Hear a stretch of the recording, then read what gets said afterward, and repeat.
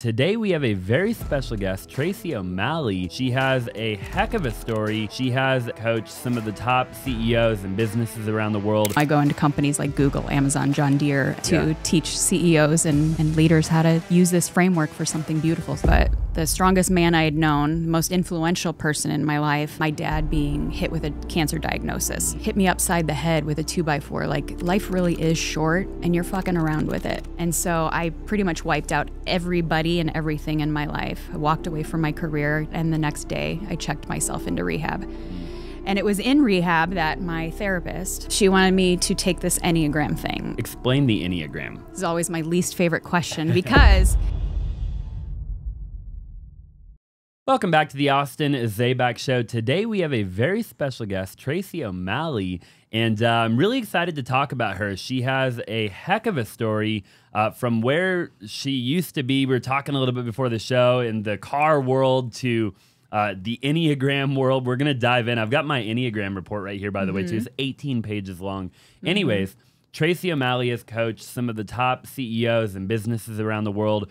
She's truly an incredible human being. We're grateful to have her on the show, and we'll just jump right into it. I'm excited to dive in. Yeah.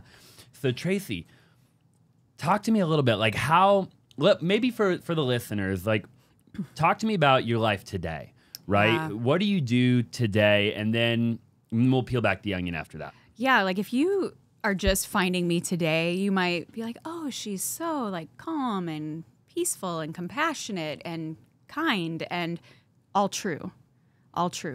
And like, there's a darker side to how I got here. Like, I think the people that embody that today usually have seen some pretty dark things in their life. And I am a 51-year-old woman today. You don't look it. Thank you. Thank you. I You're am a mom to two incredible 20-somethings. They're 26 and 27, Irish twins, like a good Irish girl does. Been divorced and the sole provider, all the things for the last 15 years. Grew up in Chicago in a very passionate Irish family. And early on in my life, I recognized that I could read a room better than anyone. Mainly because I grew up in an alcoholic home, and I needed to be able to kind of put my finger on what was happening at any given time. My role in the family was like, okay, I'm the chess player here, and as long as dad's okay, these two over here might be okay, and if he's not, how do I move the pieces around? And so like that came from a place of survival, the ability to understand people, communication, culture, conflict resolution. In my own home, I had to master that at the age of 8. And survival. And it was great. And, I took that out onto the playground and out into school. And, the responsibility of that at home really did a number on me out in social settings because I was angry, resentful, that was like my life. And about 12 years ago is kind of when it all came to a head. I had just turned 40. I was in the car industry and kicking ass in it. Being a female when the ratio is about 1,000 to 1, and you're good at it, like it's a good thing. And my ego loved it. I could be tough and put on the front, and it worked really well in that business. But on a soul level, and as a mom, and as somebody who wanted nurturing in their life, it didn't have room for that. And at the same time, I was coming out of the recession, coming out of a messy divorce. And all of a sudden, I got walloped with my dad being hit with a cancer diagnosis. The strongest man I had known, most influential person in my life, went from diagnosis to death in 12 days. And that kind of, hit me upside the head with a 2x4. Like, life really is short, and you're fucking around with it. And what are you going to do with it? And the thing is I wanted something different, but I didn't know how to do something different because we do, whether we want to or not, usually what's taught, told, or modeled unless we get other guidance outside of that. And I had repeated a lot of those patterns. My dad was an Enneagram 8 like I am. He is spicy. He was a good business person. He was a man that operated in business and integrity like I did. He also had really shitty coping mechanisms like anger management problems and alcohol. I had both of those things as well. And so it was kind of in losing him and realizing at the end of his life he would have done some things different. And here I am still alive at 40 years old, and what am I going to do different? And I only know one way, and it's like burn it all to the ground and rise back up. And my ego usually wouldn't allow a lot of people to see that, but you know, my kids were teenagers at the time, and I knew I wanted different, but I couldn't do it in the environment I was in, the environment I grew up in. And so I pretty much wiped out everybody and everything in my life. I walked away from my career, walked into the office and said, I know you've been grooming me to kind of run the show around here, but like, I'm out. Not going to happen. I'm out, and I'm going to leave quietly. Don't tell anybody that I'm gone until I've left.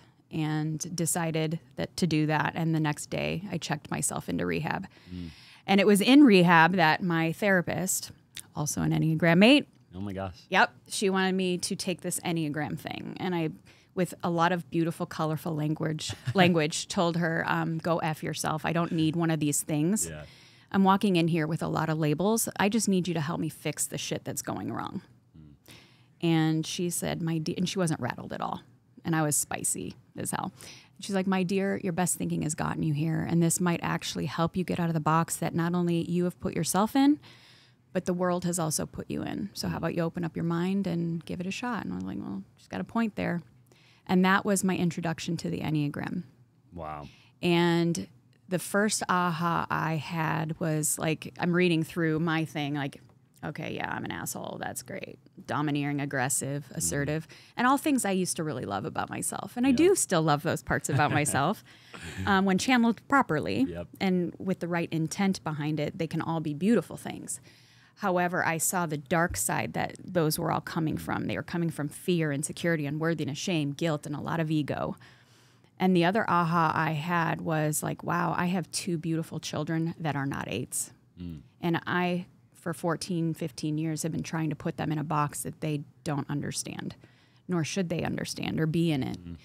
And while I was sitting in rehab, I started to dive in a little bit and realized I was raising 2 different kids from me and 2 different kids from each other. And so I came home and just started applying what I understood about them. I never mentioned the word Enneagram. And next thing you know, like, the culture in our home and the way that we communicated and the conflict in our house went way down. Even though I had wiped out my income, I had wiped out our social network. I had no freaking idea how I was going to make it work. But I had like a strong rooted faith and belief in myself that with the right tools in my toolbox, I knew I had grit. I knew I had resilience. I knew I had tenacity. I knew nobody was going to stop me from doing something big in my life. If I could burn it all down and rise back up, I just need the right tools in the toolbox. So I started implementing and integrating what I understood about the Enneagram back 12 years ago. And I saw how quickly it changed my household. Quickly. With teenagers, no easy task, especially one with the track record I had. You know, I'd broken trust with my coping mechanisms. And then I ventured into a whole different line of business. I built a sales organization that was predominantly women. And I don't typically do well with women, you know.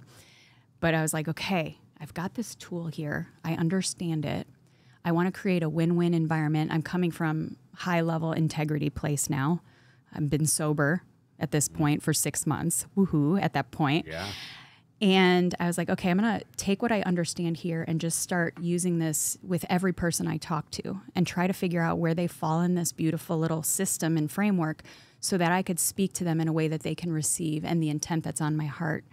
And I went from $0 to $1 million in 2 years' time. Wow. I don't know if you know this, but the majority of the views that we get are from people that are not subscribed. So do me a huge favor and subscribe if you like the podcast so far. Smash the like button for the YouTube algorithm, and let's just go ahead and get back to the interview. That's exciting, but what was more exciting to me is now over the last 11 years that I've had that sales organization, there's been 8 millionaires created in that organization, represented by 6 different Enneagram types, and not one is an 8 like me. Holy cow. So I was like, wow. And I was doing it without even mentioning the Enneagram, never telling anyone. It was like my secret weapon. It's like, okay, let me ask and be genuinely curious about people enough to try and figure out where they fall in this so that I can serve them best. And it worked. And especially with women, I was like, holy shit. Yeah. I actually can talk to women. And so then it was about, now 7 years ago, 8 years ago, that the Enneagram became trendy. And it made me mad. I was mad about it. Not because I missed a trend or anything like that, but because I saw it being used in a trendy way and very cutesy and almost like astrology, which I do love, but not using it for the beautiful tool it could be. And so I declared at that moment, like, the best way to get an 8 to do something is piss them off. Yeah. And show them a way that it shouldn't be done, and they're going to show you how it should be. And if 8s don't trust who's kind of delivering the message or leading them, they will take over. And that's kind of what I decided to do. I decided to come out of the Enneagram closet and show people not only the tool of the Enneagram, but that I am the integration specialist. And here's the evidence in my life. I've got personally and professional proof of this that none of you knew I was using it for. And so here's my big secret weapon, and let me show you how to do it too, to create a culture, to have bulletproof communication, and be able to have conflict resolution so that you can do what you're here to do. And so that happened about 7, 8 years ago. And now I go into companies like Google, Amazon, John Deere, and beyond to teach CEOs and leaders how to use this framework for something beautiful so we can do what we're here to do. Which is an insane story, by the way. I mean, your bio, I was reading through it, and what you've accomplished is obviously kudos to you. Thank you. For people watching, though, and there's so much that you just talked about that I I know. want to dive into. Oh, my gosh. Which one do you want to dive into? We might into? be here a little longer than an hour. We'll play it by ear. For people watching, explain the Enneagram. For somebody who might not know, they're watching right now. I want to go there first, and then we'll backtrack. This is always my least favorite question, because if you're like me, you're like, I don't give a shit about the history. I don't care about why do I need to know it, right? So I will kind of start there, and how I like to explain it is a what's in it for you kind of scenario. Because if you're not into like some of these things, you might completely just shut this off, and I don't want you to do it. Because I was one of those people. I mean, I came into it kicking and screaming. So the way that I like to explain what it is why you need to understand it if you want to grow. And I know if you're listening and watching this that you are one of those people. It is a personality framework, right? And I believe that we have the two ultimate compasses within our human space, right? We have our intuition and our body. The ultimate vessels, right? And both are divine gifts, and whatever that means to you is totally up to you, right? But so many of us, we get the intuitive hits, and it doesn't make a lot of sense. And we're like, oof, okay, let me just kind of go into default here. Or like I did for 45 years, my body and my nervous system had been trying to tell me a lot of things for a long, long time. And I bypassed both of those things, my intuition and my nervous system. I was like, that's cute. Hold my beer. I'm going to go do it my way. And so we default into personality when we kind of ignore those things, right? Parts of our personality. And within the framework of the Enneagram, there are 9 different perspectives and lenses in which we see the world.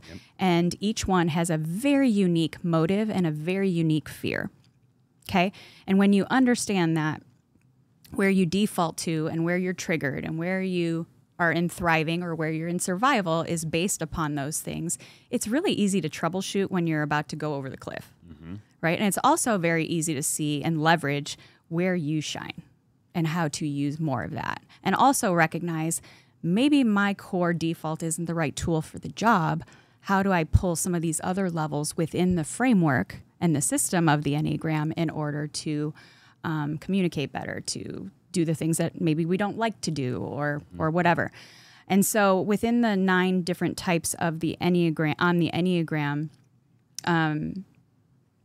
so often we use them as defaults to survive, right? You know, as an Enneagram 8, like you and I both are, we're motivated by independence, autonomy, and control in the form of strength and power. Everything we do is based on that. Like you can dangle a carrot in front of you and me for a title or for a prize, but if it doesn't give us independence, autonomy, and control, we'll let somebody else win. Sure. Right? Yep, every time. Right? But if it means we won't have to rely on somebody else, we'll kick everyone's ass. And we will take no names. Like had I understood that a long time ago, this would have eliminated a lot of problems in my life. The thing is my intuition, my nervous system had been trying to tell me some of these things a long time ago, but I used the parts of my personality to exude that power and strength in a dysfunctional way. Right? Our numbers don't change. Like, and I've carried 2 babies in my belly too. So I have a 2 and a 7 that I've raised, and they're very different. They were very different in utero and very unique in their personality in utero before they even became earthside. Right? So there is this nature piece of our divine makeup that I think falls into the line of the Enneagram, and then the nurture piece where we're dropped into the environments, the situations, the families, the school systems, the cultures, the traumas, whatever, that can alter the expression of that. And when you unpack all of that within the framework of the Enneagram, it becomes like this soul roadmap. And that's kind of how I explain it and why you need to know it. It's like, yeah, I could go into it. Well, it is this ancient history, but this is why it's a very powerful tool. And, you know, to put a little asterisk on, especially when I dive deep with people with this, they're like, oh my gosh, I wish I had known this sooner.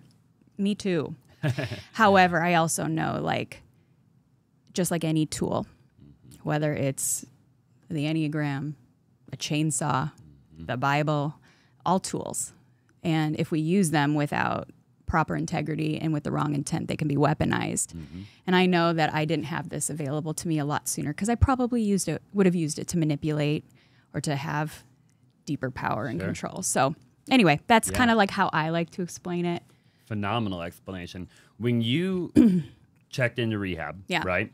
And the lady says, okay, take the Enneagram, right? And you push back, whatever, right? And you end up taking it. When you got your result back and you were holding it in your hand, was that the moment that you believed in it, or did it take more time? Well, it was wrong. And that's the thing with the Enneagram and all the online assessments is they're inaccurate. 65 to 70% of the time, because we do have this nurture piece and our experiences piece. And also, like, and I had this conversation with a client yesterday because they had taken one of these, and then I did my assessing, and I'm like, no, it's not accurate. And because my therapist wanted me to take it, and I was in this performative kind of, you know, I was very vulnerable and feeling my weakest moment, you know, admitting like I need help.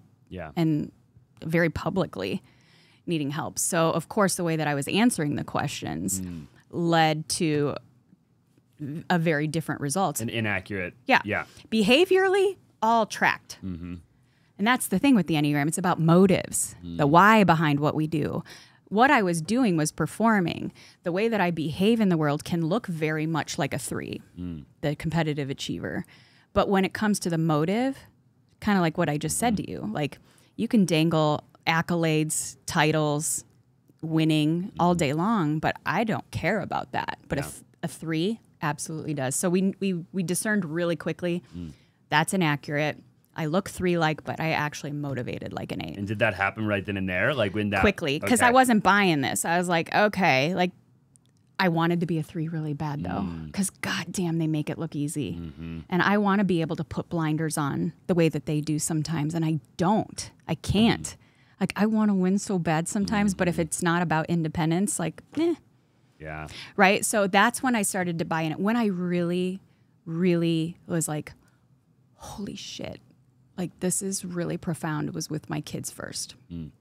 Because of the way that I grew up and not ever feeling seen, heard, understood, or valued, and kind of just like this pawn in their life unintentionally. They were both really great people and parents. They just didn't do a great job with me because they didn't, you know, different generation, different time. But I, you know, more than anything, I wanted to be a really great mother. A good tactical mom, I was, no question about it. But as far as nurturing, not so great. I didn't know how to do that. And this gave me a language to be able to speak to each of them individually as well as collectively. And when I felt that connection with them and felt the credibility and trust, like, yeah, they're great mom, like you're good tactical, we'll never be without, like you make shit happen, awesome, who cares? Like, do you even know who I am though, Mom? And with this, I was able to see them and see them very clearly and then speak to it in a way that they could receive it. That changed the game for me. Yeah, that was the moment for you. Overnight, I was like, holy moly. Yeah. And then when I used it in business, made $1 million in 2 years. I was like, well, shit, there's something to this. Yeah, for sure. I'm curious now, in looking back, right? You obviously grew up in that type of environment. I had a broken type of childhood.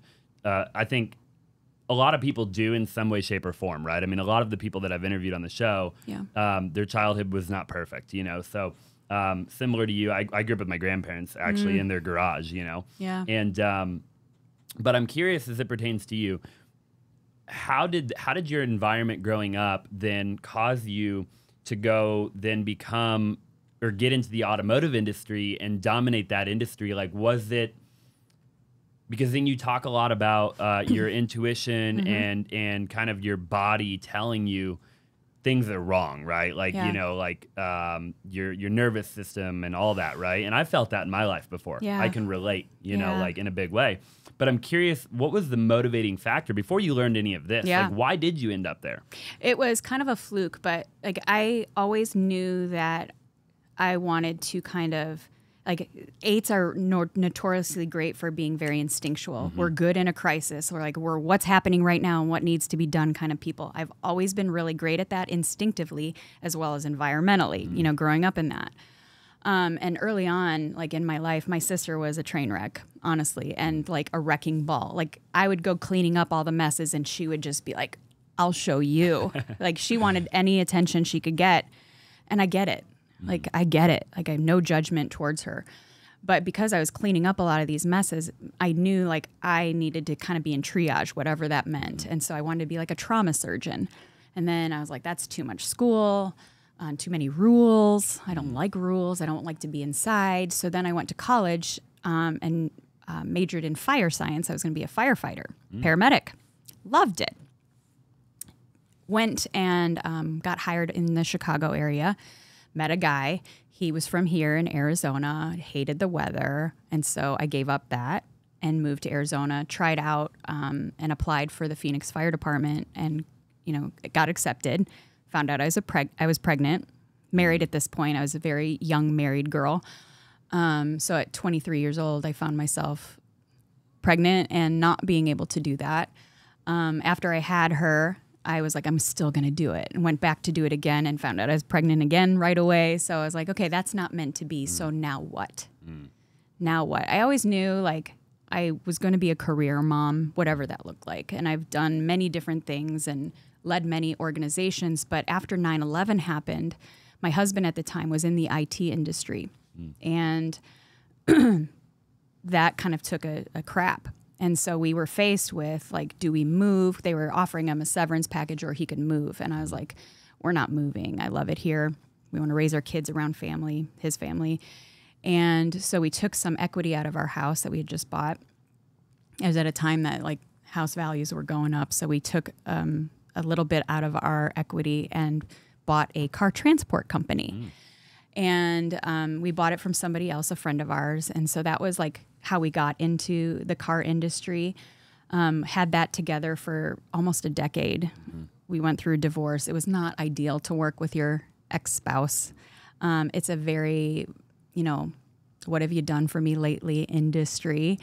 And operationally, like, he wasn't doing what he was supposed to be doing. And I usually just handled behind the scenes stuff like admin, taxes, payroll, invoicing, all the stuff that didn't have to deal with the car dealers.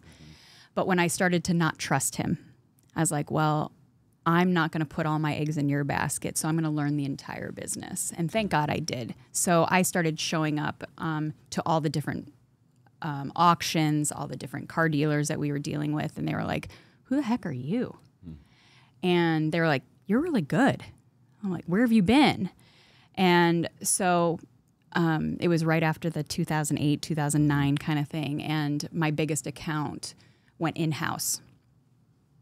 He should have done it a long time ago. It made way more business sense on his, you know, thing. But he blindsided me with it. And overnight took 85% of my business.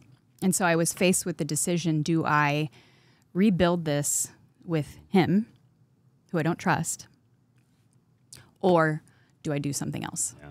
And so because, thank God, because I had started to handle a lot of the operations at a time when people were losing their jobs left and right, I had 3 of the auction agencies here, 3 of the biggest ones, say, please come here.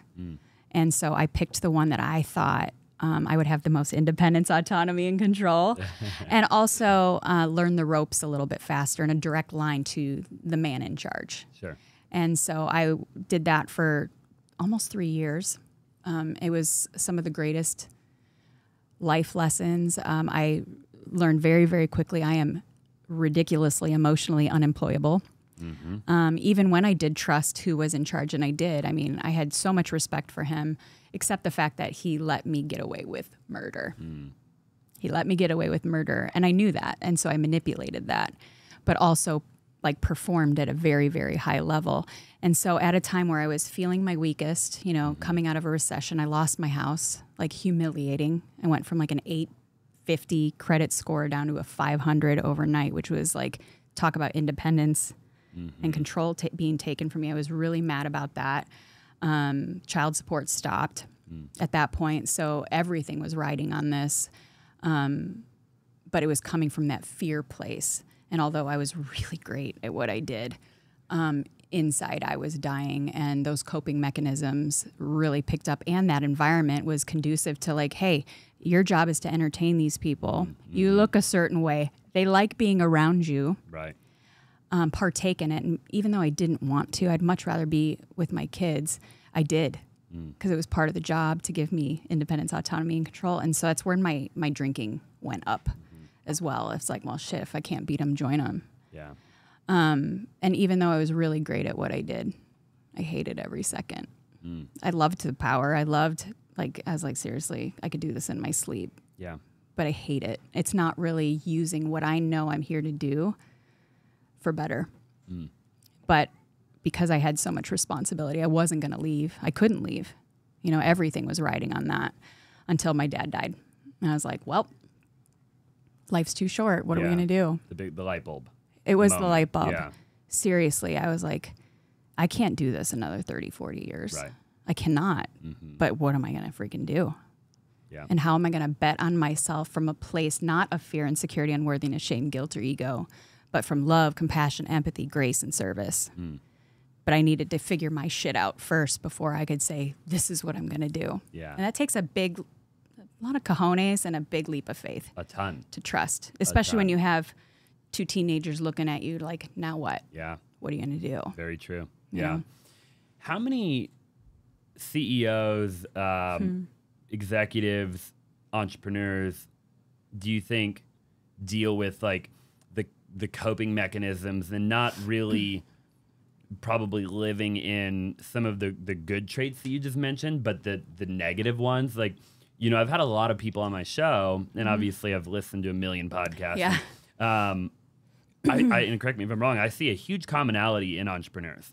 Like almost everybody that has sat in that chair, you know, they've made a lot of money, they've lost a lot of money, they've been divorced at some point, they've gone broke, they've been rich again, they've cheated, they've been cheated on. I mean, like crazy, wild roller coaster of like stories that you hear, right? Yeah. And it's so fascinating to me, and yet those are the same people that achieve greatness in life. But I've had a lot of people sit in that chair also that talk about, you know, having vices and drinking too much or smoking too much or whatever it might be. Why is that? I think part of it is like, especially if you've been through hard things in your life, like that's kind of what you know. And, you know, growing from the age of 4, I remember that being my role is like, okay, you're here to help keep this peaceful. Right. And even though I hated it and resented it and all the things, I got really good at it. But I was also like very aware of the dopamine hits and the cortisol spikes and the adrenaline and all of that. And even though like I didn't want that anymore, it's what I knew. And so of course you're going to partake in things that spike the adrenaline or, you know, especially the rise and the fall, the phoenix, right? My biggest challenge in life is learning how to grow without fucking chaos and drama. And most entrepreneurs, we play this game because there is a high risk. And we come from high risk circumstances, most of us. It's like, bet against me. I dare you. That'll be fun. Right? And a lot of us that have achieved and lost and achieved and lost, we don't necessarily know how to do that without the chaos.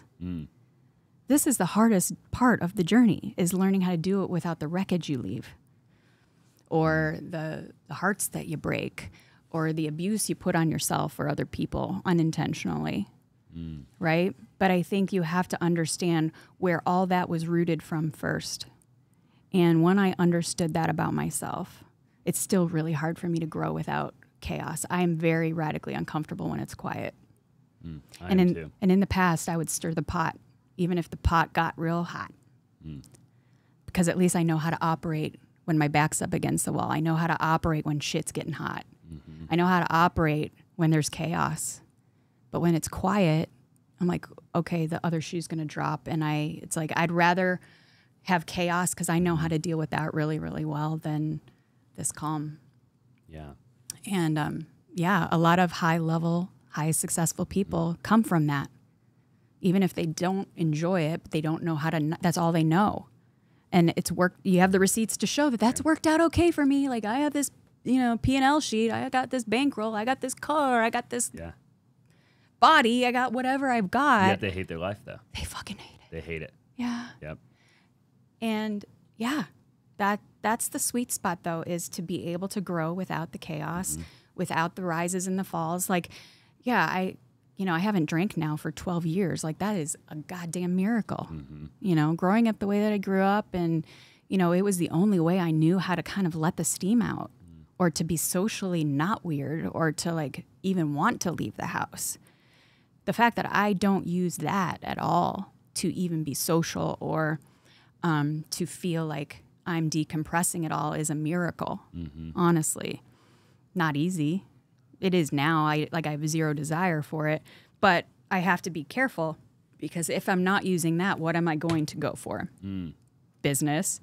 It's not lost on me that the rise in that $0 to $1 million happened when I was only 6 months sober. Sure. Because I had to kind of replace it, redirect some of this energy. And I did catch myself at one point, even though it was for good and I had all the receipts to show that, but see, it's all for good. I'm not being destructive over here. It was still a disassociation at times of myself, because I didn't know what vulnerability was. I was like, oh, I'm being transparent. I'm sharing my story. People know, like, the whole thing. But that's not necessarily like being in with me, in myself, in my intuition, in my body. And ironically, there was a body breakdown about 5 years into my sober journey that was like, great, you've gotten the part where you are willing to be more transparent, but you still are ignoring the very thing that you're here to do. And I always joke, God gets my attention in my body and my bank account. They're the two ways that I'll be like, okay, tell me what I need to do. Yeah. Tell me what I need to do. I can relate to you more than you could even imagine. I won't get too much into my story. We'll leave it for after the show.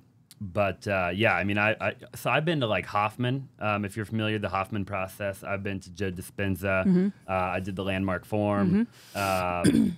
Anything that I could get my hands on or do to figure out why I am the way that I am, I've done, right? And I'm 28. I own 10 companies. I have 200 people working here in total. We have 3 offices throughout the valley. And I can relate, I've already, and obviously I'm only 28, but, I feel like I'm 45 because, I started really young, right? I mean, I was an entrepreneur, and I had my first company when I was 9. I was making $3 grand a month by the time I was 11, Obsessed. And then, so I've lived a lot of life, right? And I had to grow up early because I grew up in a garage, and my grandparents, that nobody cared what I did. I did whatever I wanted when I was 10 years old, so I was practically an adult at 10, right? Yeah. Anyways, I say all that to say that I can relate to you so much. I've had all my own coping mechanisms, still do, right? Sure. To this day. I mean, some of them have changed. Yeah. But they're, I've replaced mine with other ones, and like, oh, that's too bad for me, and then I'll quit that, and then I'll start doing that over there, Yeah. And so, but it gets me thinking, like, how many people watching the show right now are dealing with the same thing? Most. Because almost everybody, right? Almost everyone. To some degree. And we come by it super innocently. Mm-hmm. And most of the time we're not even aware we are doing it. And I was your age, actually. My kids are just a year or two younger than you. They're 26 and 27. I was your age when I was like, oh, this and I grew up way too early, all the same things. And I was proud of that. It's why I'm great. And it's why I could have 2 kids, a mortgage, a marriage, 2 dogs, and all the things by the time I was 25 years old. And it, no big deal. And I look at my kids now, I'm like, oh my God, what was I doing? Yeah. But it was when I was your age and I think you're at this age, it's my favorite age of all. It's when most people start to come to me because you are wise beyond your years, and most of your friends they've hit the fork in the road. This is the age where it's the fork in the road. It's like you're kind of far from the college age kids, but you see a lot of your old friends probably doing college age shit. Oh yeah. And then you have some that are your age, probably very few. There are a few your age kind of doing really big things, or you have mentors that are even maybe 5 years ahead of you, and you already know, like, independence, autonomy, and control. I'm going that way. Yep. I'm not going this way. But how do I get there? Healthy. Healthy. Healthy. Healthy. I'm trying to figure it out right now. And it's like, here's the deal. Like, this takes being radically honest with ourselves with compassion. Like, that's the asterisk. Because we can be radically honest with ourselves, but most of us are with a whipping stick or judgment or shame or justification or all the things. Like, I've been very self-aware since I was really little. I understood that I was angry. I understood I had a reason to be fucking angry. And I understood why I was hard to be around sometimes, and why people were afraid of me, and why people didn't always enjoy my company or my directness or all the things. And I was okay with that. And getting really honest with myself with compassion. With compassion. That's what's required. Otherwise, you're going to continue the cycle somewhere else with something else. Yep. Compassion is required. And it doesn't mean an understanding from the neck up. That's not compassion. Because you've known this since you were little. Oh, for sure. You've known everything. Nobody could fool you. Nobody could fool me from the neck up. It's from the neck down that we have to feel it. And especially for high achievers, it's not efficient. And why do we have to do that? It's not going to change what's happened. So why do we? Well, we have to. It's required. You know, the stages of grief are really, really important, and all of them are important. We just seem to like certain ones. I love being angry. It makes me feel strong, powerful, and productive. And it moves things. Yeah. Right? Not always effectively, but it does move it fast. But if we don't honor the sadness that comes with living in a garage or having to be responsible for a grown-ass man at the age of 4, like, if we don't honor the sadness of what we were robbed of, we are going to try to fill that hole somewhere else. We will. That's being human. And I don't care how strong and powerful you are. Like, you can't bypass this. Otherwise, the same package keeps showing up with different wrapping paper on. It's like insanity, doing the same thing over and over. It may look different, but it's the same fucking thing. Oh, yeah. And so you want to know what? It was crazy. It was a couple years ago.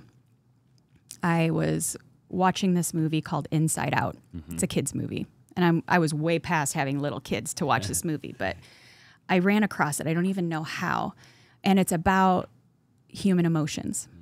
And I was recognizing, like, there were the 5 basics: fear, joy, anger, sadness, and disgust.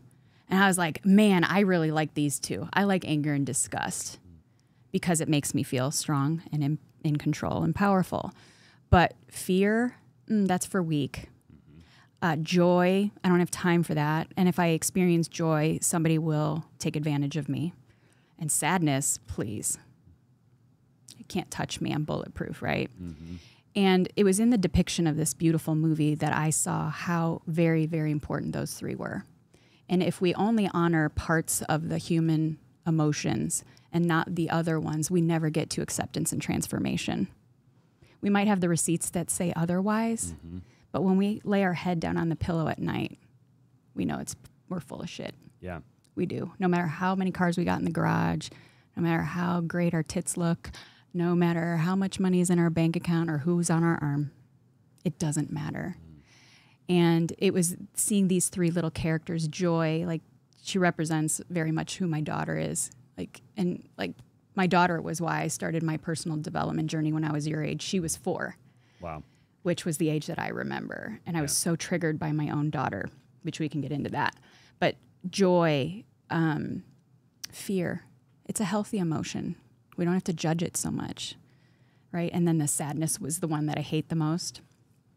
And I recognize raising an Enneagram too, that they really know how to do that one. And instead of judging that, which I used to, I mean, definitely got the children I needed to learn the most from, because my son is the strongest man I know, and he has no problem with sadness. And when I started to embody and fall in love with all of those, transformation happened. Acceptance happened. Compassion happened. But we can't just pick and choose. We have to honor them all. But how do we do that when we're wired the way that you and I are? Yeah. Radical honesty. Very difficult. Constant. Yeah. Constant. Very difficult. It's not a box you check. It's like, oh shit, okay, Yeah. I got to feel. Yeah, I was just going to bring that up. I think an 8 for me, and I don't know that maybe there's other, I'm only familiar really with the 8. You know, like you get to a point, and I think also when you're an 8 and you're an entrepreneur, which I guess most 8s probably are. Yeah, most. And you run all of the companies and you've had all of the failures along the way and the setbacks and all the crap, you eventually just stop feeling for the most part. I mean, you feel a little bit, right? But I think you get to that point where you don't feel much. I mean, I could have 30 people quit on me right now and it wouldn't really bother me. We're not afraid of conflict or failing. I'm not afraid of it. It doesn't bother me. I've failed enough. I don't care. You know what I mean? I'll just figure it out. I'll just power through it, you know? Yeah. And, but again, it goes back to what we were talking about a little while ago, right? Which I think what most human beings are after is how do you progress in life in a healthy manner, right? Like how do you, you know, I have a funny saying where I've interviewed people and it seems as though, and I've talked to people about this, and a lot of entrepreneurs, business people, you know, they spend the first half of their life making as much money as they can, right? And they sacrifice everything in the process, their family, their health, their everything, right? And then something changes eventually, and then they spend the second half of their life spending all of the money that they made to try to regain everything that they lost, right? Their health, their family, et cetera, you know? And what a paradox. Yep. I mean, why, if you knew that was going to be the outcome, why would you do it, right? Yet we do it. Yeah. You know, so then the only conclusion that I can come to is for me, for you, for anybody watching, how do you recognize it sooner and turn the corner sooner? Yeah. Right? Then that has to become the goal because most people are probably messed up, right? I mean, correct me if I'm wrong. I mean, in some way or another. Oh, I hate the word messed up because it implies that there's anything wrong or that we're broken and we're not. True, yeah. We come by this all pretty innocently. However, we have some not so highly functional things about ourselves that won't honor you at your highest level. It's not very soul honoring, and honestly, it will have repercussions personally, professionally, in your health, in your relationships, all across the board. We do come by most of it innocently, but we have to be able to understand. And this is why I fell in love with the Enneagram is I recognized there was, first of all, nothing fucking wrong with me. And the very thing that are my superpowers can only be my superpowers when I'm coming from love, compassion, empathy, service, and grace. Those very things that make me freaking and you awesome can and will be the kryptonite in our life if it's coming from fear, insecurity, unworthiness, shame, guilt, or ego. So the cool part about all this, we don't have to change who we are. And that was like, at 40, I could finally exhale. I was like, God, thank God, because I'm spicy. That's not changing. The come from absolutely has to. And I can still be spicy and be compassionate. I can still bury a body in my backyard if I need to. But it'll be coming from a different place than like vengeance and all the things. That is the cool part. I am more authentic to who I am. And even that doesn't make my life easier all the time. Especially when we stand in our authentic truth, it puts a mirror up in front of people that they aren't always ready to see. And either they're going to project onto you, they're going to judge you, they might leave you, they might say things like you've changed. And the thing is, we didn't change who we are, we've just changed the come from. And there's something to be said when you are coming from love, compassion, empathy, service, and grace that is actually more bulletproof than how I was operating the first 40 years of my life. Sure. It doesn't mean it actually hurts more now because I'm allowing myself to feel all of it now. But because I feel all of it now, I have the support system, I have the friends, I have the relationships, I have a connection to something much bigger than me to make this life matter for something much bigger than what my accolades say. I love all those things. Trust me. I love the freedom. I love the choices. I love the money. I love everything. But I'm doing it from an authentic place that it's not determined by anything outside of this. Sure. I mean, I'm still human and it still tries to creep in, but because of the framework that I understand very well about myself, I know when I'm about to go off track what it's about and why. And when you know, and you can pinpoint that, and you can see like, okay, I know it's about feeling weak or vulnerable. Okay, what's happening around me? What's happening around me? Where am I trying to like compensate for this weakness over here with compassion? It's like, of course you're going to do that. First of all, that's how you're wired. And second of all, this is what you grew up with. And your measuring stick for what strong and powerful is might be a little skewed. What do you wing? I wing. Here's the thing about the wings. So a lot of Enneagram knowledge out there is like, hey, I'm an 8-wing 7. I would say a lot of my life, depending on the situation, I did lean heavier to my 7-wing, right? But in my home, I was all 9-wing, right? Interesting. The cool thing about the wings is just like a bird or an airplane, if you only use one, what's going to happen? Gonna crash and burn. Bingo. Same thing with the Enneagram. The wings, you have 2 of them. Interesting. You have 2 of them for a reason. They both, and it's the numbers on either side of your type. So you as an 8 have a 7 and a 9. Well, my 9, how come it is drawn like that? Like, see how my 9 is like short? Yeah. Is that because I wing 7 more than 9? Probably. Got it. And this can be healthy and not healthy. Like we can use our wings in a not healthy way. So like me as an 8 growing up, like I would wing 7 hardcore. 7 is the enthusiastic visionary. Yeah, talk to me about the 7. Yeah, enthusiastic visionary. It's what my daughter is, like adventure, fun. What's the best that can happen? Outside the box thinking. I see you doing that a ton as a visionary. The 7 also likes to avoid pain. And they're an escapist. And they are shiny object chasers. Like, again, the same thing that's their superpower can be their kryptonite. This is where my drinking came into play. Is the only way I knew how to escape was in that 7-wing with that and food, right? Or chaos or adrenaline, right? So the wing can be something really good and you're using it in a beautiful way, but I'm guessing based on our conversation, there's some things that are avoidant there. For sure. The no 9, question about it. Yeah, the 9-wing, you know, you are probably left to your own self a lot of the time. I probably leaned a little heavier in the 9, the peacemaker, right? Peacemaker, they are motivated by control as well, but it's in the form of harmony. And so like growing up in my household, oh, I didn't look 8 at all. There was only room for 1 8 in that house, and my dad was the one. Yeah. But my 9-wing was like, okay, what do I need to do to create harmony here? It's the unhealthy part of the 9 at all costs for right now, temporary. The beautiful part about the 9 is that's why I'm able to be the mom, the person that goes into boardrooms with all different kinds of personalities today and speak to all of them. It's why I was able to build that sales organization and lead anyone and everyone, because that 9 has the ability to see the perspective of all the other Enneagram types. They're at the top of the diagram for a reason.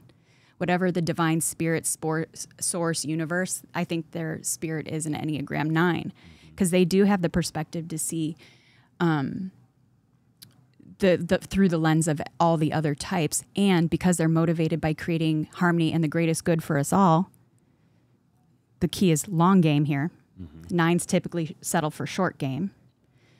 When you can use that to say, how can I do this and create and communicate, especially as 8s, this is a really important wing for us to have, especially in culture, communication, team building. It's like, okay, I know the spicy part of me wants to be direct and say it like this. And I'll even like print out my emails like this and they're like, okay, 9 wing, come in here. Yep. And I have to kind of start at the front. The 9 part of us is like, how do I communicate this away in a way that feels inclusive, non-judgmental, and that everybody can hear the message? It's still going to be direct. It's still going to be full of truth. It still might even be a little spicy, but I'm taking everyone else into consideration in the way that I communicate from a good, honoring place. That 9 wing is like Yoda when used properly, but when used dysfunctionally, like I used it growing up, it was more like at all cost, self-abandon, self-sacrifice. But then at the same time, I'm full of resentment that I'm having to do it. But you need both wings to be the healthiest version of ourself, which takes us to our growth number, you know, because there's a whole nother, you know, kind of thing with the Enneagram is like there's a growth number that when we're our best version of ourselves that we embody. It's all in here. I know. Yeah. And left to our own 8 ways, you and I aren't doing it. None of us are. Regardless of what you are in the Enneagram type, when you are on the Enneagram, when you look at what your growth number is, it's almost laughable. It's like, that's cute. No way. But when I think about 8s in particular, Mother Teresa, often mistyped as a 2, she actually was an 8. Yeah. No bullshit. Mama T, she's the original Mama T. Like, seriously, like, she was direct, justice seeking, a fight, not afraid of conflict, but she always did it from a place of compassion because our growth number is the Enneagram 2. You and I left to our own ways are not going to embody compassion or empathy because we could be betrayed. And that's our biggest fear. But with the wings, think of the wings like a supporting cast or supplements. Like, okay, we need these. It's not maybe the whole food or the main character energy we bring to it, but the wings absolutely are required to support us to embody our growth, the target we're aiming for.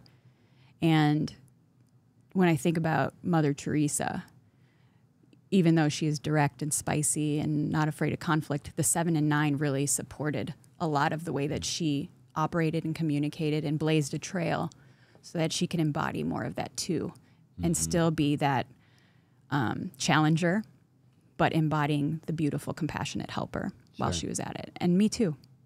Me too. Most people that meet me today, they're like, I don't see the spicy part. I'm like, it'll be there. Right. But I know how to use the components, the wings, and the other numbers to help me harness that in a way that is for the greatest good of us all and to make the bigger impact and feel really good about myself at the end of the day. Sure. Knowing that, you know, it was coming from the most integrity-filled, honoring places. It doesn't mean it's always going to be received that way.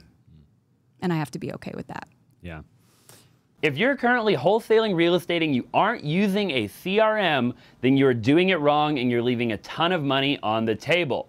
We are one of the largest wholesalers in the nation, and by far the #1 tool that we use every single day is a phenomenal CRM, right? And a CRM is obviously a customer relationship management tool that will keep track of all of your leads. It'll follow up with people on your behalf.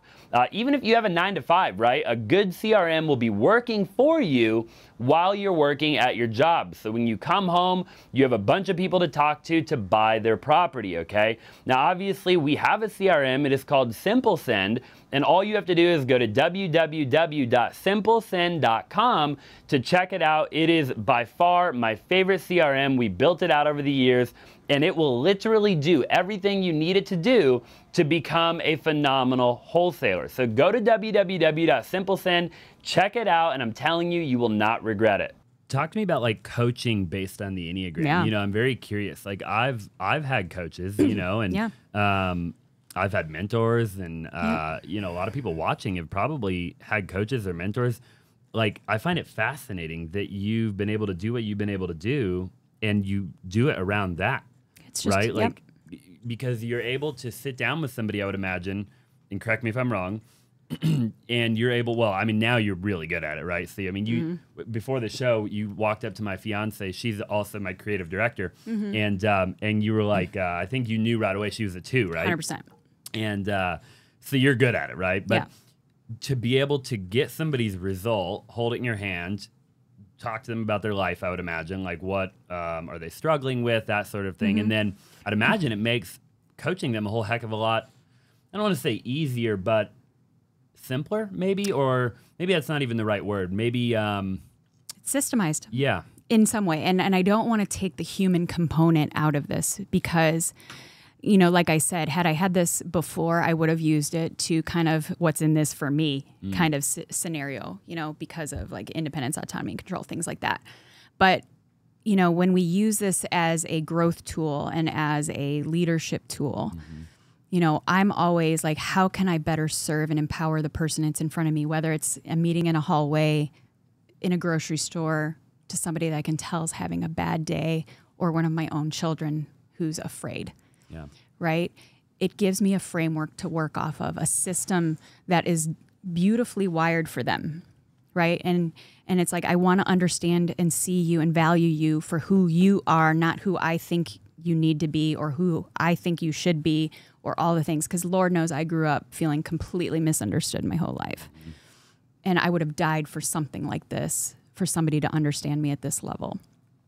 And because I have seen the power of it personally and professionally, like, why wouldn't I help people understand this very simple little framework? But it is simple. It is simple, but it is very complex. Oh, sure. I mean, right? This is 18 pages I've got in front of me. Oh, and that's like, I think. And that isn't even like, it's a good starting point. These things are a good starting point. But like I said, the reason I am as good at it as I am is because I knew they're wrong 65 to 70% of the time. So which is also fascinating. The first 5 years, I was using this tool without assessments. Really?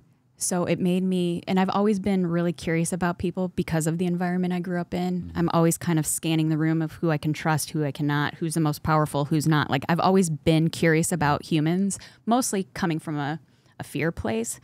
But when I took the turn in getting sober and knew, like, okay, I can use the very thing that happened to me for something beautiful. Like, I hate that it happened for a reason, everything. I fucking hate that, because Lord knows you shouldn't have been grown up in a garage. Nobody should grow up with a lot of the trauma they grew up with. No. There's a lot of trauma that's just wrong, you know? Terrible. Yeah. Terrible. And so saying shit like that is disrespectful. But I do believe you can turn anything that has happened into something beautiful. And so when I flip the switch on this, it's like, yes, I have used my good read of people and my curiosity about people for more survival. How can I use it to not only help myself thrive, but others? Yeah. And I turned it on, and now I have a system and a framework that not only do I understand and got really good at it for 5 years telling no one, now I can teach it. And not just from a information way, because like information doesn't equal transformation. Everything is at our fingertips Lord now with only knows Google. that. Yeah. Like, and there's a reason why most people, it's integration of the information, but most people think more is better, more is better. No, the reps with the information is where we get better. And because I got so good at asking questions, everything about my questions were like, get to their motive, get to their motive, get to their, what motivates them, what's at the core of their biggest fear. And it's not the behaviors you see.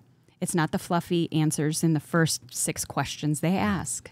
It's usually question 6 or 7, and because I'll look them straight in the eyes, they're like, Jesus Christ, like, oh my God. They're like, you're going here. I'm like, yeah, I care. Like, I really care. Like, why are we doing this if I don't care? And once I knew I got it, I was like, I know where they fall in the Enneagram, and let me just try and see if I can go a little deeper based on what I believe on who's in front of me. Sure. And every time I would hear, like, God, it's like, I just met you, and it's like, you read my mind. Did you grow up with me? Like, all the things. And I was like, yes, I figured it out. So that's why when, 7, 8 years ago, when I actually started talking about the Enneagram, they're like, oh, what assessment's the best? I'm like, none. They're all shit. They're all shit, but it's a good starting point. But even now with the assessments that I use, like, they're more accurate. They're more high level, high cost. I play the game like, okay, who do I think's in front of me? And I'll ask questions, and then I'll see their assessment. I'm like, bang on. I'm bang on. Yeah. Yeah. When you say the assessment, so like this, for example, is I just went online and I typed in Enneagram test, right? And I paid, obviously I paid like, I think it was like $50 or something like that. Are there different like tests that I can take, or you know what I mean? Like, is there one that you would recommend for somebody watching, like, that they should take? Should they mine. Yeah, the one that I use is like over 95% accurate. I've only had like 3 or 4 that, like, you know, and it's like extreme trauma or even some mental illness going on. So you created your own Enneagram test. I didn't create my own, but I got accredited through the only one. It's why like scalability, like everybody's been telling me, all my like mentors and stuff, like, oh my God, you're so good. You should scale this. I'm like, whoa. Here's the problem. Yeah. Is I don't believe in these tests, and I'm not going to send people down a journey that I know is inaccurate, because the magic of the Enneagram, the true full power of it is when you have the right information. And that's hard to come by because we're humans. And although AI and all the things are great, they can't necessarily take into account that, you know, your experience as a child or my experience as a child, because I mean, even some of the paid ones I was using before to kind of test this out were inaccurate that much, you know, and depending on who's giving you the test or, you know, what compartment you're like wanting to use this in your life, it can change that.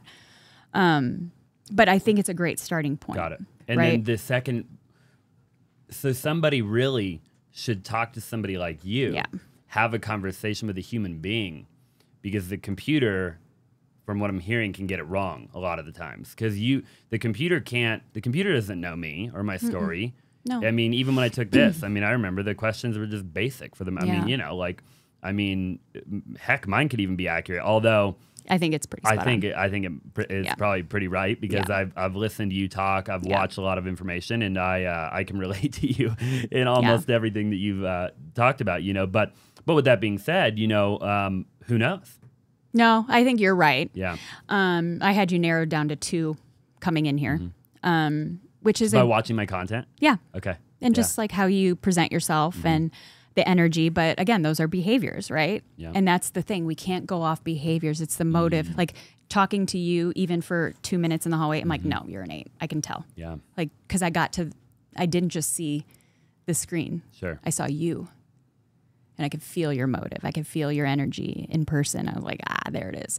And I think we have to be careful with things like this as we try to, don't use this to box people in, right? It's like, okay, this is a starting point. It's where I started. And that's why I didn't use assessments for 5 years. Like, let me just see. And you'll know when you land, because there's credibility and trust built. And because they feel seen, heard, understood, and valued for who they are, they will let you lead them, even if you are different. And as a mom, holy shit. Like, because I'm not trying to make my compassionate, considerate helper son into a spicy, feisty, direct, domineering 8, or I'm not trying to put my free-spirited, you know, anything it goes daughter into my strategic, direct box, like, they're more likely to lean into what I bring to the table. And as a leader of any sort, whether it's in your home team or your professional team, you can't buy that. Yeah. It's priceless. And people will stay with you if they feel that. And they will grow with you if they feel that from you. And like, I could make my kids and the people that I was leading earlier in my life do what I wanted them to do because they were fucking afraid of me. That's not leadership. Yeah, you don't want to necessarily be that leader. I don't. Yeah, but it's all I knew, because I was in my dysfunction and in my fear. I don't lead much differently, but I do it from a different place and a different come from, and with different components that kind of support that. Sure. It's powerful. What's the most fascinating Enneagram to you? The 4. The 4. Yeah, and ironically, I'm in a relationship with a 4. Okay. And I was raised with a 4. And what is the 4? They're called the individualist. They are the. It's in here. Might be. Let me see where you're at on there. The 4. Yeah, not much. No, I'm. What do they say here? You're probably like 5. Like, we have a whole. We could go down a whole different rabbit hole. 71% match on the 4, actually, apparently. Well, 4s are really cool because they're all about, like, they're the intense creative. They're all about being you. They're motivated by significance. Like the 2s, 3s, and 4s are all motivated by a form of significance.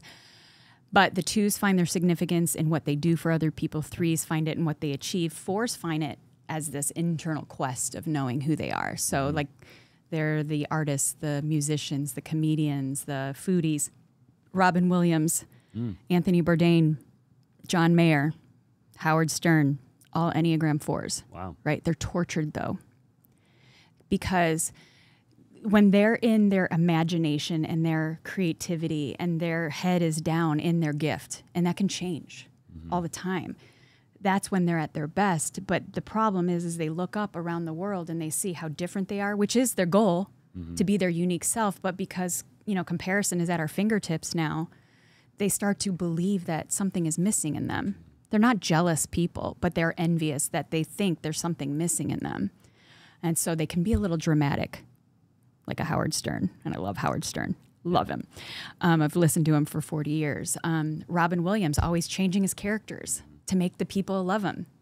Meanwhile, he was tortured. We didn't even know it, right? John Mayer, entering all these different relationships to try and find that creativity. They're great, but the very thing that they're motivated by is being unique and authentic is also their kryptonite, and it makes them believe that something's wrong with them. No two 4s are alike. They're almost always mistyped on any of the online assessments. A lot of times they'll mistype as a 7 or even a 2. But they're so unique. There's not any 2s or any 4s that are alike that I've met. How is it having an 8 and a 4 in a relationship? Spicy and passionate. Yeah, it's great. It's great. And I joke with him all the time because what I love about 4s is like they're not rattled by our intensity as 8s. Like, in fact, they feed off emotions. Like they feel the full scope of emotions. And they love them all. Like they have a relationship with all of them. So like when I'm feisty and spicy, they're like, this is great. And it's awesome. But I also joke, like if we'd met 15 years ago, we'd be in jail because it'd be very passionate. Also, you were a toxic 8 back then. And he was probably a toxic 4 because 4s can be dramatic when they feel like nobody understands them and their biggest fear is of abandonment. So they can play a part in order to not have that happen. And it could be very spicy and passionate, but also can be very spicy and unhealthy. But in the relationship I'm at with now, what I love most about him, what he brings to the table most for me is I can be in the vulnerable parts of me, and they're completely safe and non-judged by him. And not for a moment would he ever think it's weak. And for me, that's more than anything money could ever buy. And he's passionate and strong and all the other things. And he's not afraid of feelings. So it's great today. I believe 1,000,000%. And I'm with it too. Yeah. They feel a lot. Like, I feel like sometimes, like, and I could be totally wrong here, but it feels to me like a 2 is the opposite of an 8. Like we're kind of opposite in a lot of ways. We are. But we have a lot to learn from each other. We do so much. Well, 1,000,000%. She's good at everything I'm not good at. Totally. Like it comes everything that I'm terrible at naturally, or at least I feel like I am. She seems like she's phenomenal at naturally. The thing with the 2s and the 8 combo, and this was kind of like my breaking point 12 years ago. With my 2 son, right? Like I knew, like with my dad dying, with the alcohol stuff. Like obviously, like I was white knuckling some things. Yeah. But it was an experience with my Enneagram 2 son that was my breaking point, quite honestly. And I had stopped drinking, but not totally. Like I pretty much knew, like I had to stop. My dad had already died like 6 weeks earlier, and Enneagram 2s, when they're under stress, we have a stressor number 2. As well on the Enneagram. And for Enneagram 2s, when they're under stress and they feel like they're not being loved and appreciated, or they're being taken for granted, or, all the things, because they're overgivers naturally. Yeah. But when they don't feel like they're being loved and appreciated or seen or valued or all the things, they start to look like an unhealthy 8. And I already was an unhealthy 8. And so my son was basically acting out like he was an 8, defensive, which is not his nature at all. Like she's not naturally like that either.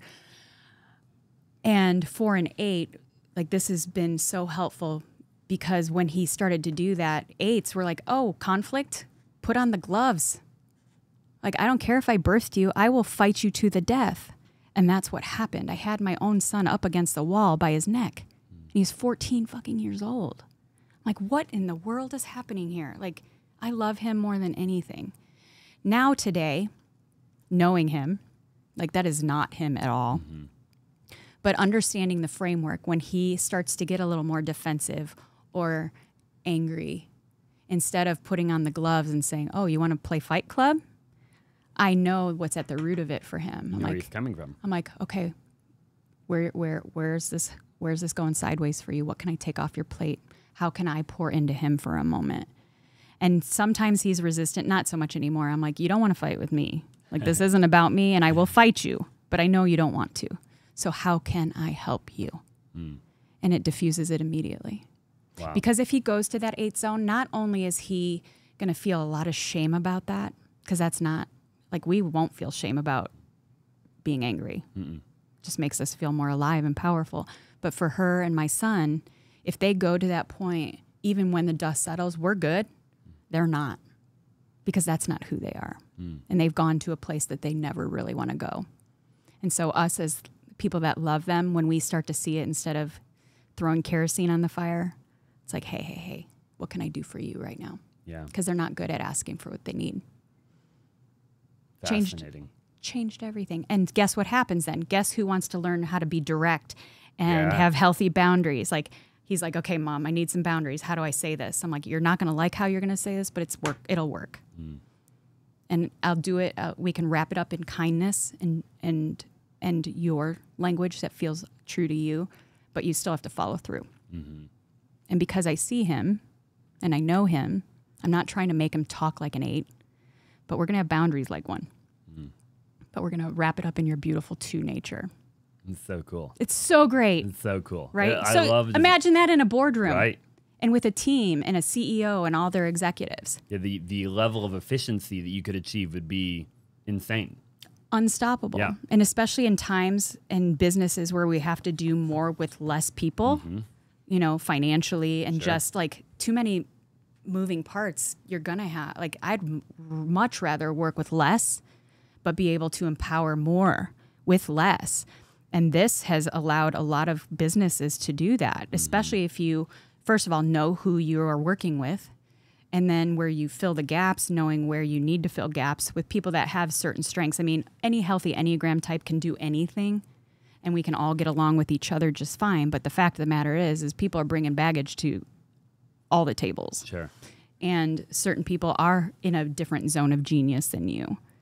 But understanding that will make this all a lot easier. Yeah. And help your bottom line, too. What is the most, and maybe there's not one, in kind of flipping through, you know, I've read a lot about this. Is there an Enneagram type that is maybe rare? You don't see it too often. The 4. The 4. Okay. Especially in entrepreneurship. Really? Yeah. Like 4s are really so unique. Yeah. Right? They are the creatives. But they're great on like marketing teams, design team. Like they have copywriting, visual, creative artistry. Like the 2's growth number. Yeah. Like the fact that her job is like creative director, perfect, because the 2's growth number is the 4. Hello, there it is. You know, like she can tap into that. Yeah. It's so great. Whenever I see a 2 like take on more creative roles, I'm like, yes, they're in it. They're in their zone. But 4s have a hard time because they want to be so unique, where they can get tripped up in making sure it's exactly unique instead of they have a hard time following through sometimes because they are all in the feels about it. So understanding that, though, instead of like being frustrated with them, because it's hard to lead them sometimes. It really, really is, because they're very stubborn with it and they don't even know it. How to get the most out of them while honoring their uniqueness and creative process is a sweet spot that you have to find, because having one of them in an organization or team, like you'll never have a more beautiful creative process than with a 4. They're incredible. Wow. Yeah.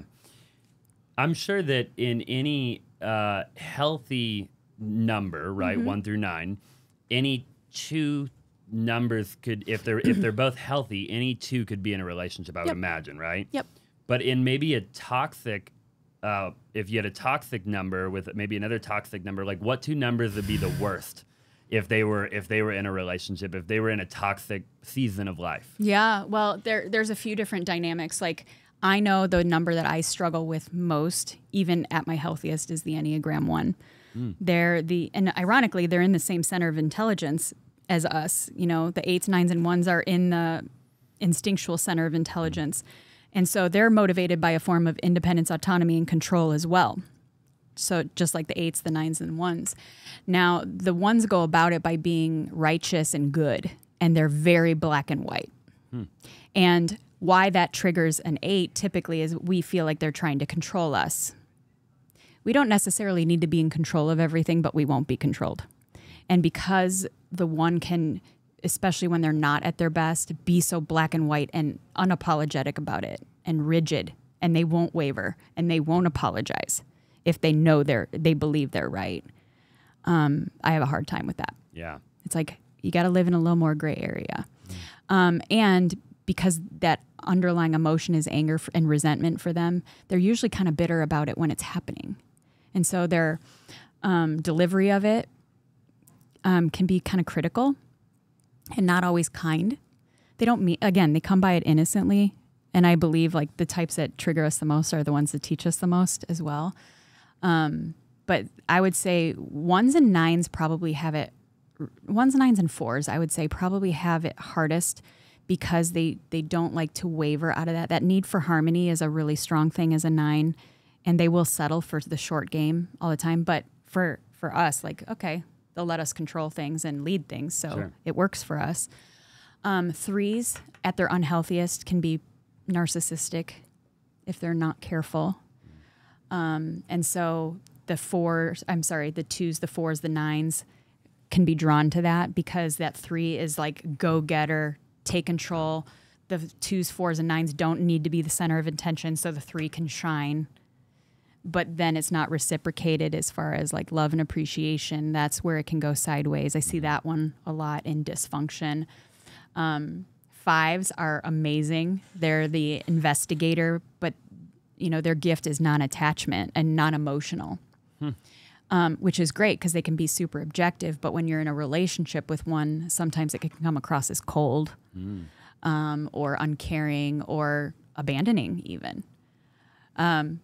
So, some of the more feeling types, they love that I can be in all the feels and this person is objective. And when it's great, it's great. But when you want feeling out of that type, it can be a little challenging. Sure. Same thing with us. Like, Oh, yeah. there is, like, any relationship I've ever been in, whether it's a friendship, a business partnership, or a romantic partnership, oh my God, they're obsessed with having an 8 because we will take a bullet for you. For sure. We'll bury a body if we have to. However, we at all sense that betrayal or violation is coming our way, we will also take you out too. For sure. And you Or can be just dead to us tomorrow. Cut you off. Done. And forget about it. And not even think twice No. about it.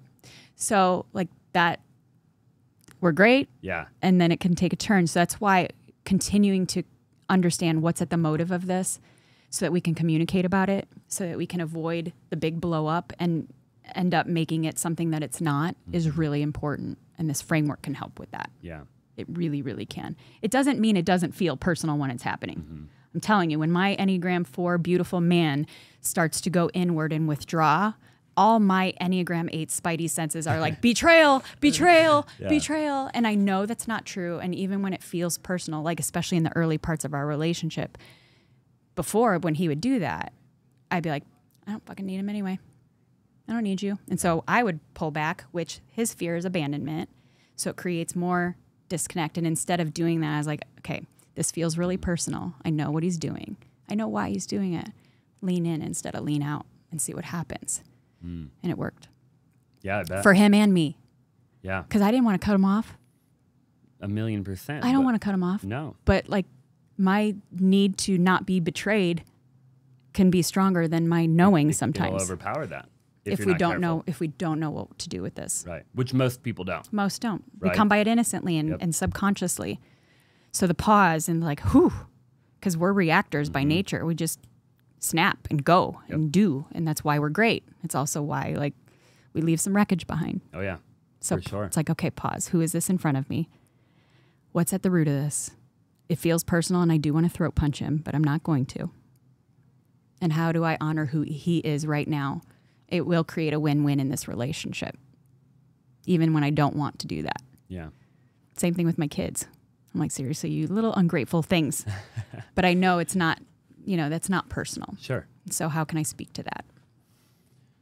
What would you recommend for people watching who, now obviously you coach and mentor tons of people, right? Yeah. And I'll be talking to you about that after the show. But obviously, I'm sure everybody can't get coaching from you. So, like, what would you recommend for the vast majority of people to get started on the journey of understanding who they are? Like, is this step one right here? Yeah, I have an assessment and I have customized blueprints that are 75 pages long. Okay. It's basically like your soul handbook, and that's a good place to start. And then you'll know you have the right information, right? And then what you do with it is up to you. I have a podcast that has almost 400 episodes on Enneagram and leadership, personally and professionally, because they're together. We can't separate.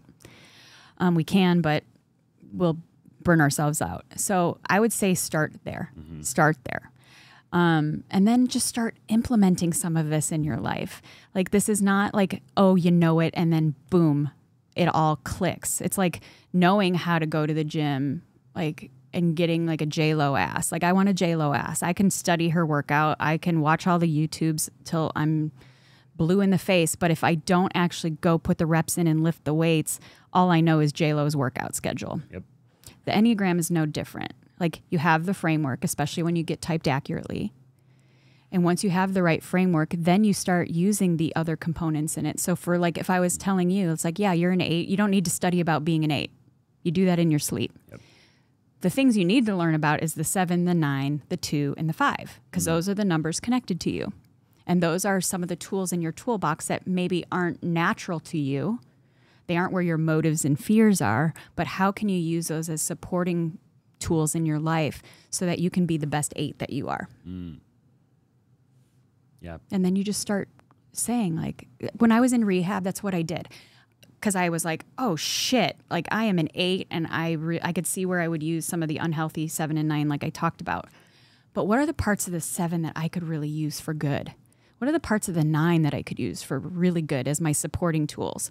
And then the target I'm always aiming for is the 2. And even though that seems like a big ass stretch for me, what are the things about that it's the target I'm always aiming for? If you can't hit a target you can't see. So what I did is I wrote down all the things about the 2 that I needed to embody. And if I'm raising my hand and saying, I want to be the best version of myself, to whom much is given, much is required.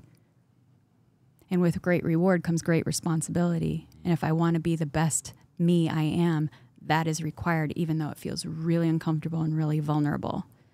But I saw and having a beautiful embodiment of that in your relationship and mine. We have a human form of that in front of us. That wasn't by accident. Yeah. They were here to teach us. And also knowing the attributions that they bring to the table. And my goal was always to be more like that. Now, how I go about it will come in the form of my wings. Because left to our own 8 ways, we won't do it. And same thing for you taking this journey. If you're watching this, having the right information and the right home basis first, and then using the components attached to it, and then practice it. Hey, really quick, I'm sure you already know, but I've done over 2,500 wholesale deals in my career, and me and my team consistently do anywhere from 1 to 2 wholesale deals a day. If you're looking to get better at wholesaling, or maybe you're brand new, you've never wholesaled a deal, I would actually love to coach you. I would love to mentor you, and I would love for you to be a part of our education program. All you have to do is go to www.flippinsimple.com, or you can find a link in the description down below and book a strategy session with my team to see if you would be a good fit for our coaching program. Again, this is our exact strategy and formula of how we are actually able to go out every single day and do anywhere from 1 to 2 wholesale deals a day. Nobody's talking about what we're doing, and I really look forward to coaching you and mentoring you. So again, go to www.flippinsimple.com. Now let's just go ahead and get back to the show. Practice, practice. It's the reps. The reps build the confidence. You have to. Can't just know the Enneagram and expect it to work. You have to work it. Do you see, I don't want to say the word opposite because it's not going to be the right word, but like, the old saying, opposites attract, right? How often do you see 2 of the same Enneagram types in a relationship or business partnership or like things of that nature? Is it not very common? It's not. usually common. However, my own daughter is in a relationship with another 7. Oh, wow. Yeah. So it definitely can work, and definitely there will be blind spots in that relationship. Yep. Does it ever like... Oh, for sure. Like, you know, because they're motivated the same way. So when they're both on the same page, it works great. They're both adventurous and fun and all the things. Thankfully, she is also, and he's a great person. I wouldn't have picked anybody else for her. Like, they're perfect together. Yeah. But I also see where they're always going to have blind spots. And thankfully, she has me. And she's, you know, she is a lot like me. She wings a little heavier, maybe one way than the other. The other thing that we haven't even talked about are the 3 centers of intelligence. So there's 3 types in each center of intelligence, right? And we use all 3 centers of intelligence. But where our core Enneagram type is like our home base. So for us, instinctual. We go, that's where we go first. What do I need to do about this and what is happening right now? It's great. That's why we're great at what we do. Yep. For those 7s, my daughter, both of them are in the thinking center. The 5, 6, and 7 are in the thinking center. So they go into, what do I think about this and what could happen? It's amazing. And then the 2s, 3s, and 4s go into the feeling center. What do I feel about this and what has happened? So that's where they go first. Now, we do use the other centers of intelligence, and we dominate in the other centers of intelligence like a type. I would say you probably are an 8, 3, 7. That's called the tri-type, right? This is emotional intelligence. This is where critical thinking comes into play and how you go about doing that. So even though we're both 8s, we're very different in where we dominate in the other centers of intelligence. Which can also come into play with, like, my daughter and her relationship is 2 7s, where even though they're motivated, fear the same way, how they go about critically thinking and dealing with emotional intelligence can absolutely change because they're different in the other centers of intelligence. And so knowing that, like, even though they're the same, they have other strategies, and it can work. And it is. And especially when they have really understood communication, culture, and conflict resolution at an early age, thank God. They can get through even anything, even when it gets kind of dramatic like 7s can get. Yeah. But it's rare. I don't usually see... 7s are probably one of the only 2 types that can be together because they are very, and maybe even 4s, but that would be very dramatic. But yeah, I'm sure. Yeah. I can't imagine being with another 8. I don't No think. way. Like, we would... No way. For like a day and a half, maybe, and then I would hate my life, I think. 100%. They would hate me, and I would hate them. 100%. You know? Yeah. Too many 8s in the kitchen is not a good recipe. No. I'll bet you my whole family, like, I think, like, a lot of my family's an 8, and I don't get along with a lot on the Zaback side. Yeah. I do now because I'm more emotionally intelligent now that I'm older, but when I was a kid, I hated being in the same room with people in my family because we all just were overpowering and, like, you know, it's not good. Yeah. Yeah, and it's a lot. And even though, like, we aren't rattled by that, it's like, God, like, this is stupid. And what's the point? And I mean, we like to create change. 8s like to create change. And if it's just a bunch of angry nonsense, like, what's the point? Right? And it's unpredictable and nobody knows what the hell they're doing. And, like, no, I definitely could not be in a relationship with another 8. I can't imagine. But you think about, like, my upbringing. The person that I respected the most, strived to be like the most, loved the most was my dad, who was an 8. And also my measuring stick on what an 8 should be like, even though I was really upset with him and felt like overly responsible for him, and codependency and surrogate spousing and all the things that go with growing up in a home like that. You know, he is where I learned a lot of what an 8, the measuring stick of what I thought an 8 was very skewed. Very skewed. And so even though you and I are both motivated by being strong and powerful, what I believed that meant then versus what I know that means now, I'm still motivated the same way, but what I believe about what that means is very different. Sure. Yeah. But everything I did was to be like him. Of course. And I killed it. Yeah. I want to know what my dad is. Yeah. Yeah. You have a relationship with him still? I do. That's cool. I didn't grow up with him. Yeah. We're actually, I wouldn't say close. He's more of like a buddy of mine now in a weird way, you know? What do you do for work? What did he do for work? He is kind of an entrepreneur-ish. He sold RVs, motorhomes the majority of his life. He made phenomenal money. Well, for his generation, made phenomenal money. He probably made, 40, 50 grand a month for That's great. 40 years straight. Like, very consistent human being, you know? Warren Buffett type, though, like, drives the 1980 Camry, 300,000 miles. I hated him for it when I was a kid. Yeah. Because all I saw from a distance was a guy who worked 7 days a week. Yeah. All the time, nonstop, and wouldn't spend $1 on anybody or anything. You know, like I would try living with him a few times growing up. Like I remember one time I moved in with him, and I was there for one day, and then I moved back to my grandparents. You know, and I remember he had this big house, and I remember sleeping in the middle of the night. It was like August, I think, and it was like 100, and it was probably 100 in the house, like maybe 95. And he wouldn't run the air conditioner.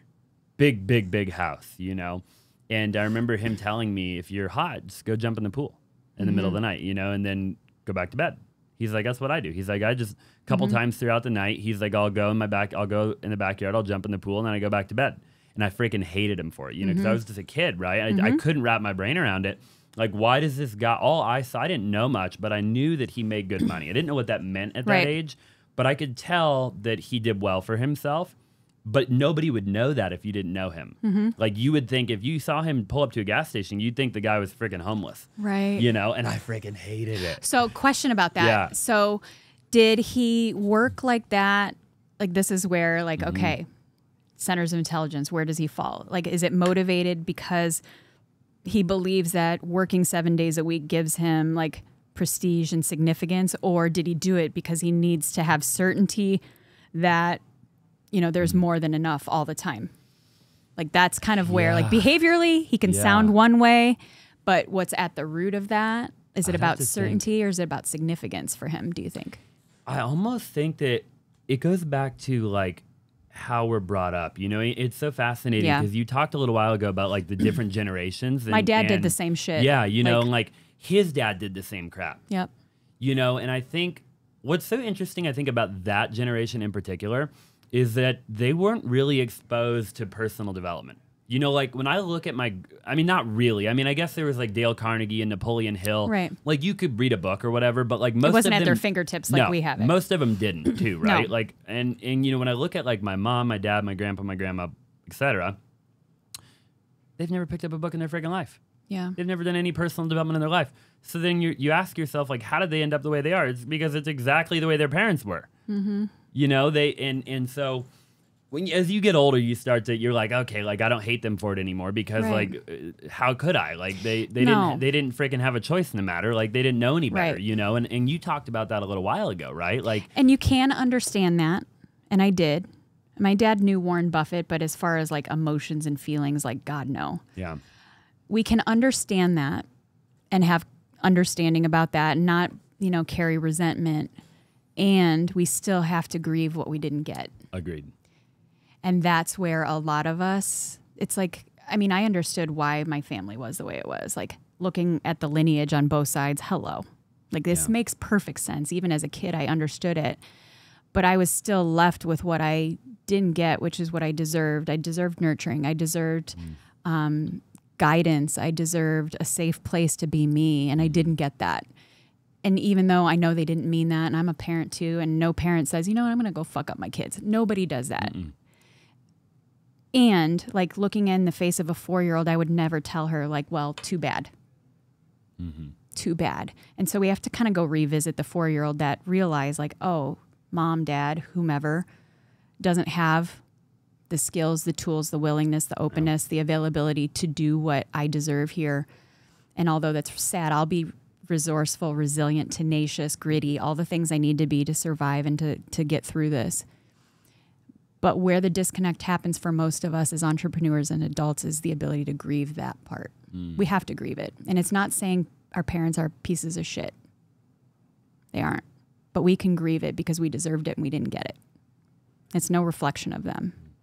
But until we grieve it we will keep having cycles show up. It will look different, but it'll be the same damn thing. Yeah. It'll be the same damn thing. So powerful. Isn't it? Yeah. So cool. It's like human Man. puzzles. I'm obsessed with it. Yeah, I really love it. Truly phenomenal. I know we've been here for like an hour and a half. So have we? Well, yeah, I know. When you get to, I could be here for 2.5 too. But we won't. We'll wrap up. Where can people find you? How can they get a hold of you? Obviously, I want to talk to you after the show and figure out how we can work together. But for everybody watching, how do they get a hold of you? I have a website, tracyo'malley.com. I'm on LinkedIn, Instagram. The podcast is called Lead with the Enneagram. So if you're a pod listener, just go on every check platform. It out. Yeah. Okay. Yep. Cool. And then your IG, same thing. Tracy_O'Malley. Okay. Yep. Cool. And is that the best place to send you a DM? Sure. Okay. Absolutely. Well, incredible. I'm not always great on my DMs, but you can try, and I will eventually get to it. Awesome. Yeah. Thank you so much for being on the show. Oh, my pleasure. And we'll link everything down in the description, Yeah. and people can find you. And I just really appreciate it. Same. Yeah. Appreciate you. Thank you so much for watching, and we'll see you in the next one.